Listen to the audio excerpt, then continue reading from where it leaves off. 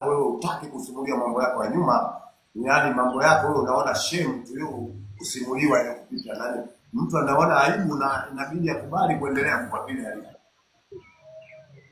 History ndio unajua mfano Mr. ukitizama Ukristo na Uislamu, ukisoma zile historia zao, kila mtu utasikia anasema hivi na anasema huyu anakanusha, huyu anathibitisha.